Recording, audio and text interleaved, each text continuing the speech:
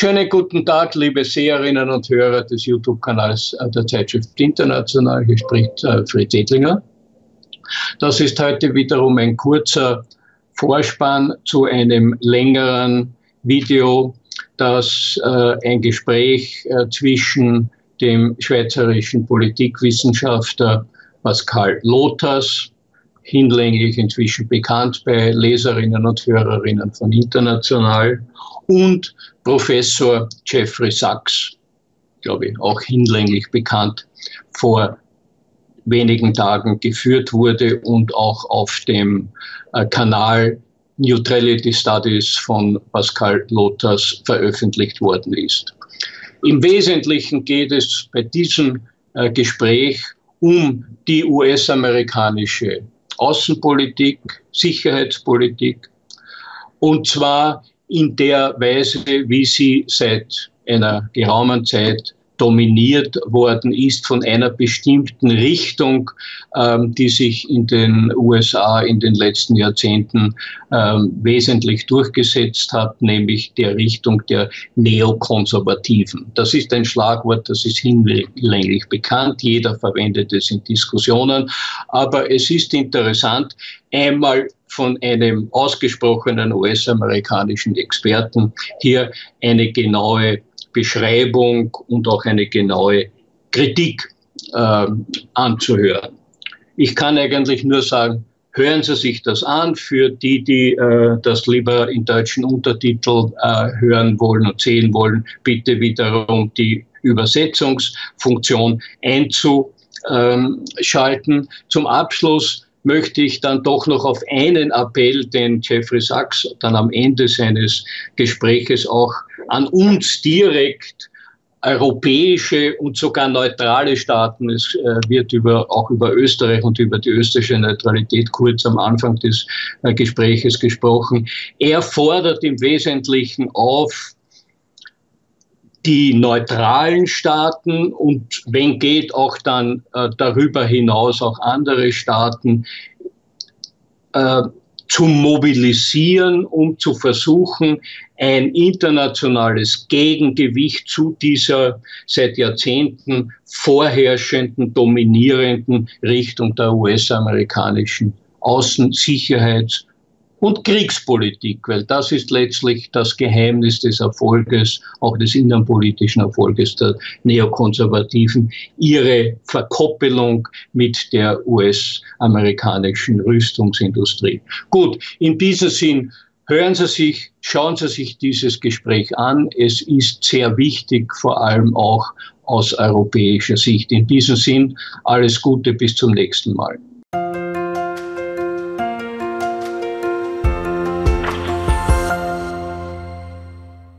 Hello, everybody. This is Pascal from Neutrality Studies, and it is my very great pleasure to talk tonight to nobody else than Dr. Jeffrey Sachs, an academic superstar here on YouTube. You really have to say that.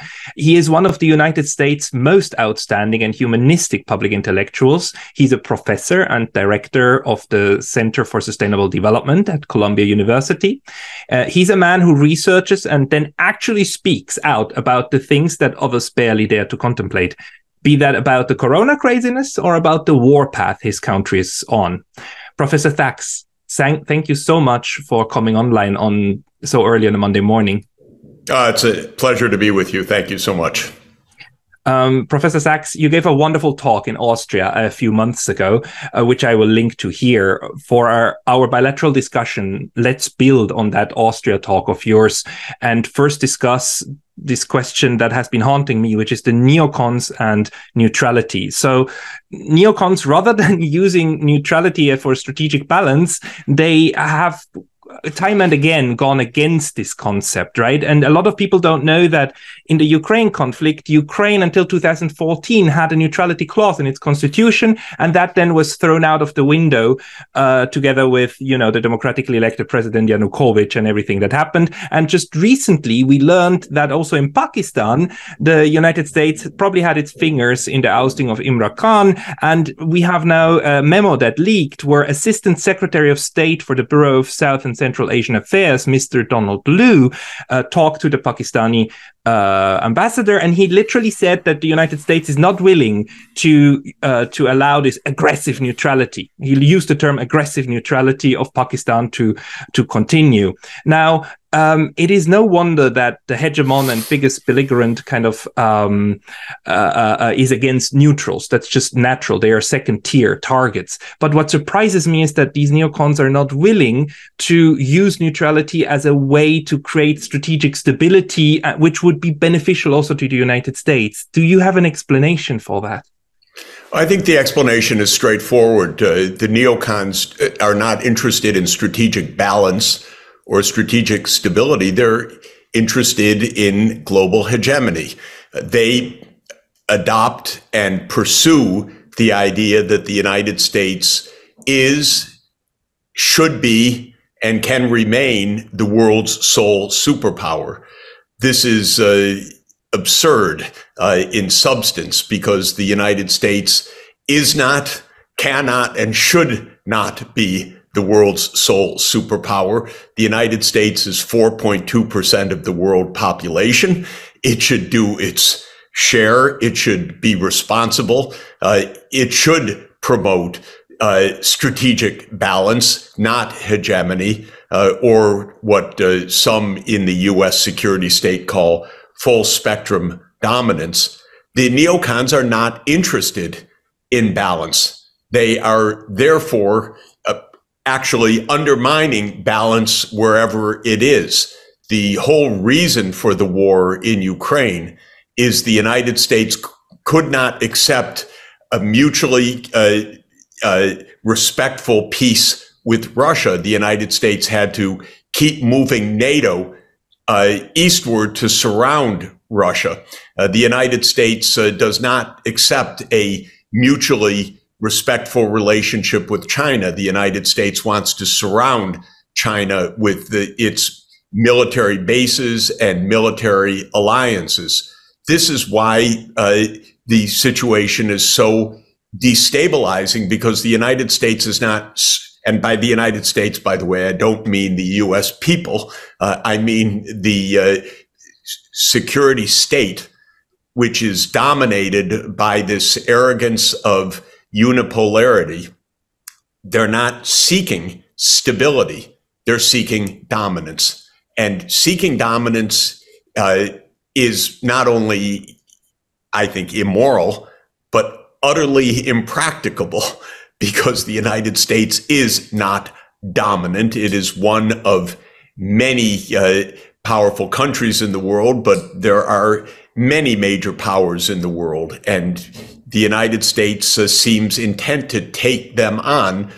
It won't succeed, but it will leave bloodshed, massive bloodshed, in the places that are trapped between the superpower fights, and Ukraine is the latest victim. It was a victim that was talked into its role by promises by the United States that we'll defeat Russia together.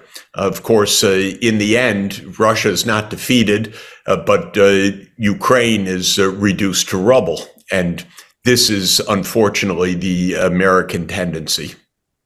Now, where do you think leaves us this insight, like for neutrality and non-alignment, especially for countries that are really kind of trying to be non-aligned, not this kind of lapdog neutrality that Austria and Switzerland and Ireland are going, because they have already been captured pretty much by the ideology, by the same ideology. But those states in Africa, South America, and India and Southeast Asia that don't want to go along, I mean, this puts a target on them as well, right? The United States will see any kind of third-party policy as inherently antagonistic. I mean, these neocons, the Victoria Nuland types.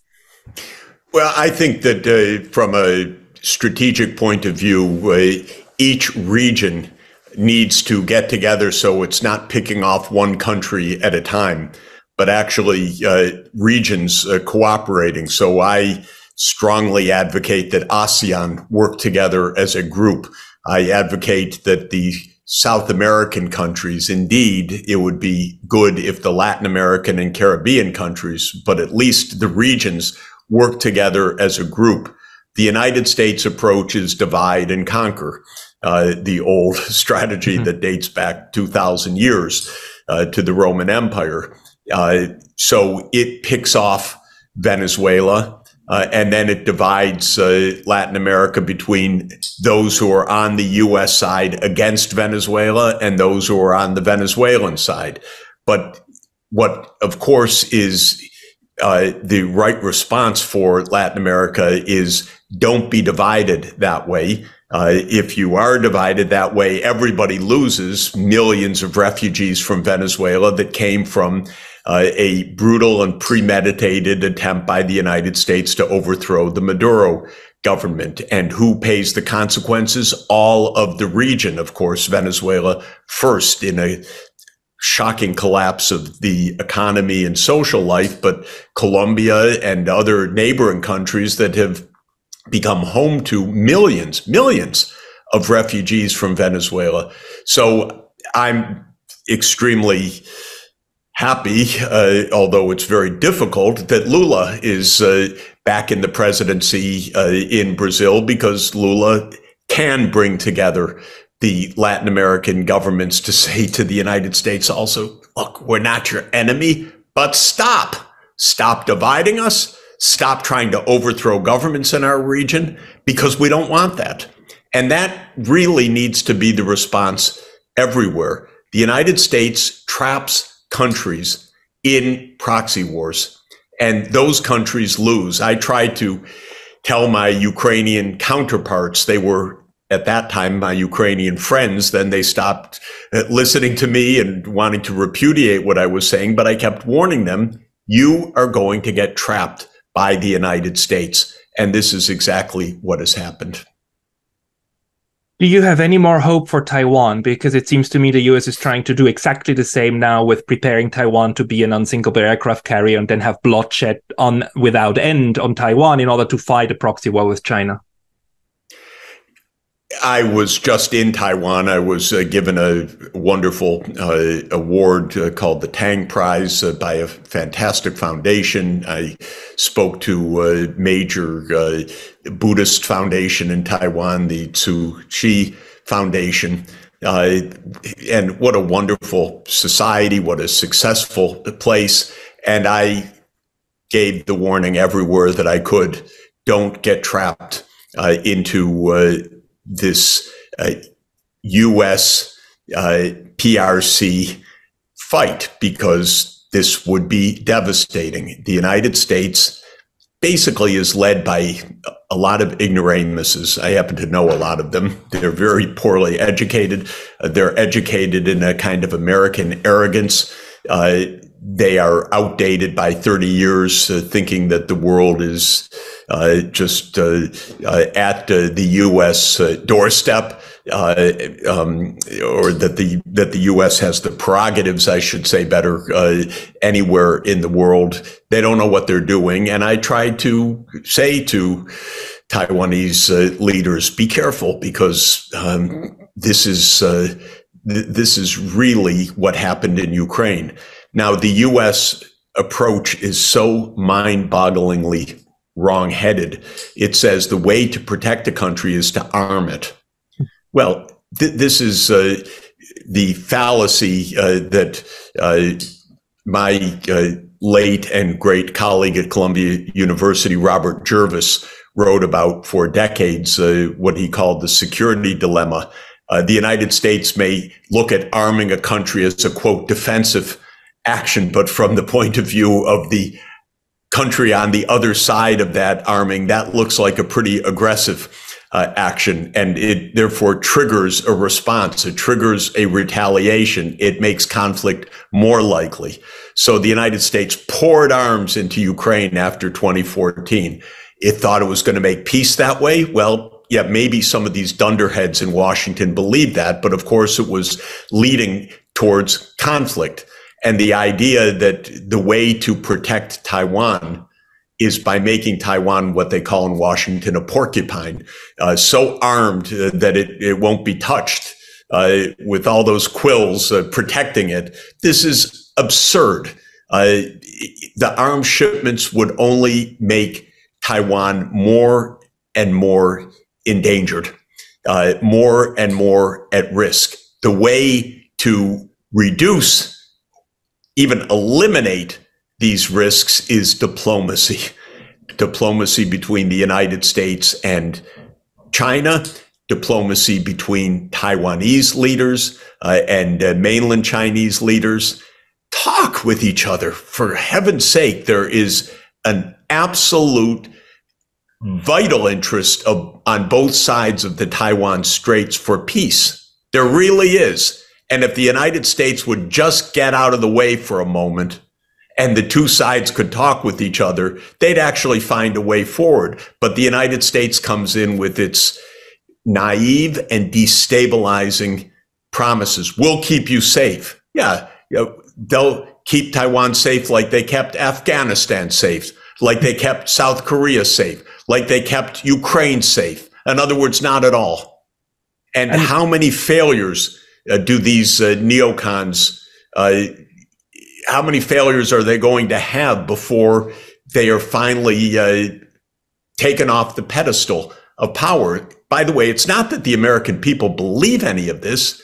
It's just that we don't have a functioning representative government.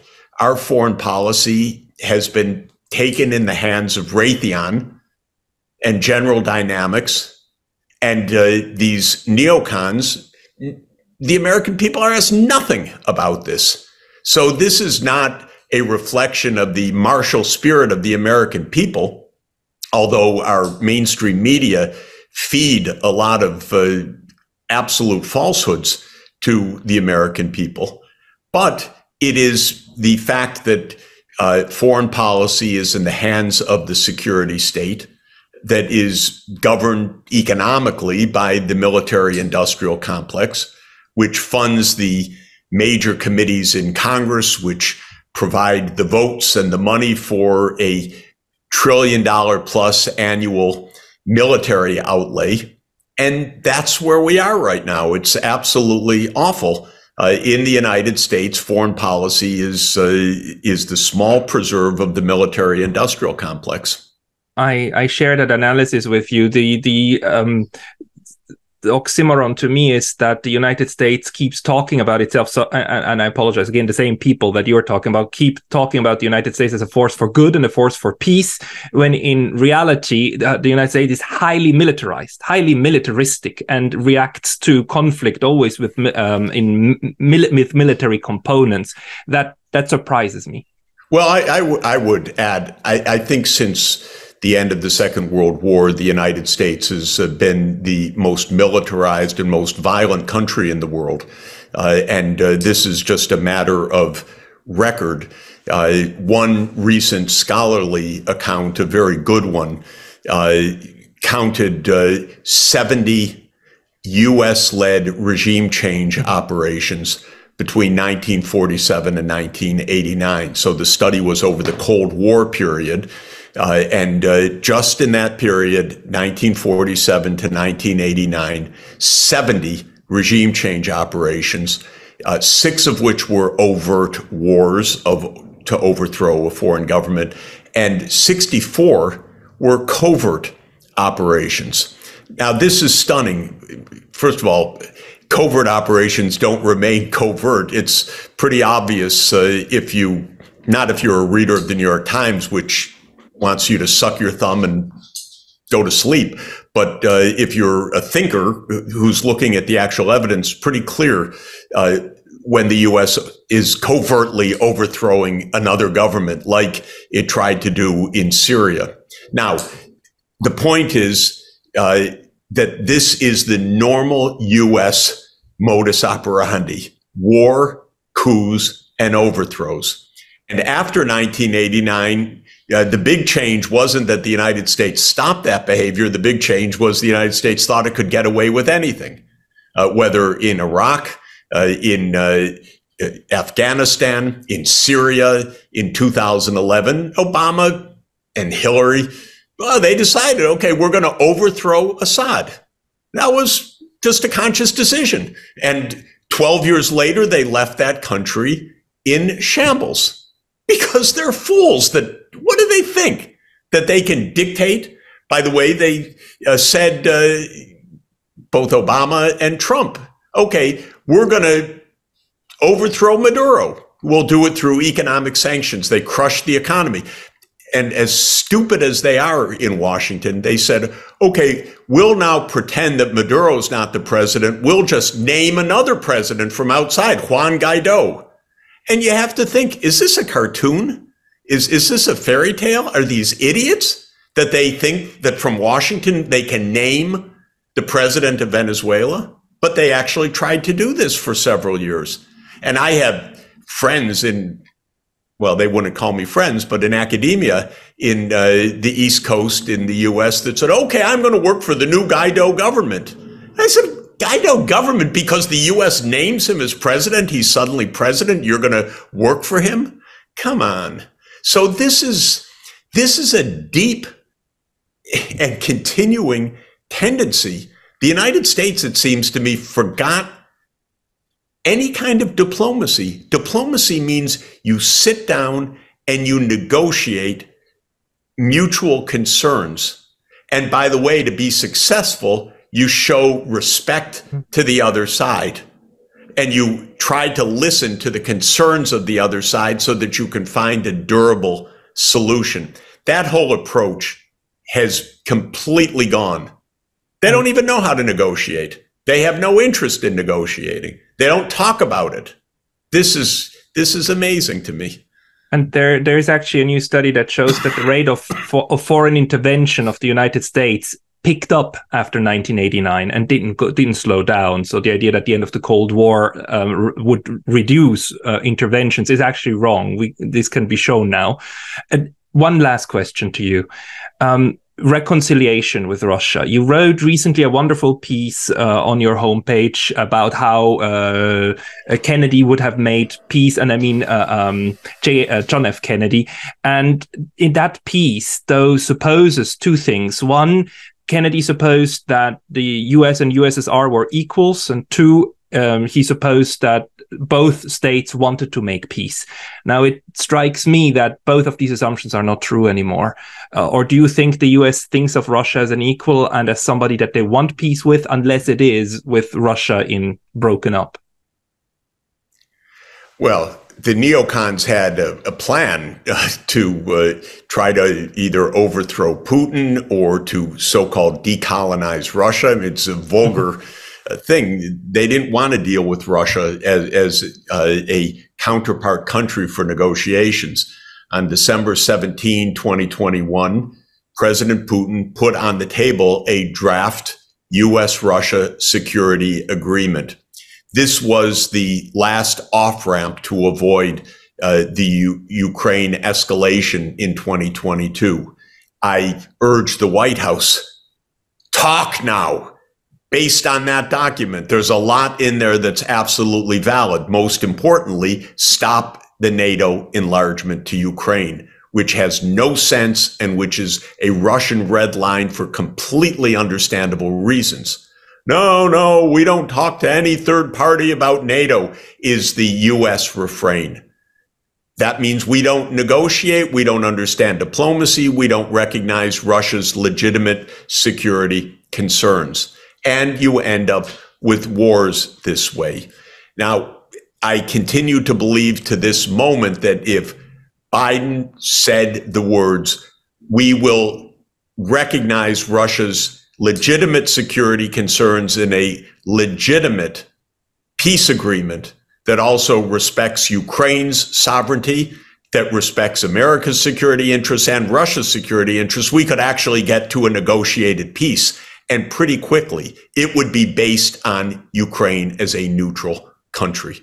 A fact that Zelensky himself noted in a brief moment in 2022 until the United States told him to stop noting that and demanded that Ukraine shut down the negotiations. So Zelensky actually came back to what had been the basis of Ukraine's independence, the basis of its constitution, and the basis of an effective foreign policy for Ukraine neutrality. He came back to that. The United States tried to shut it down.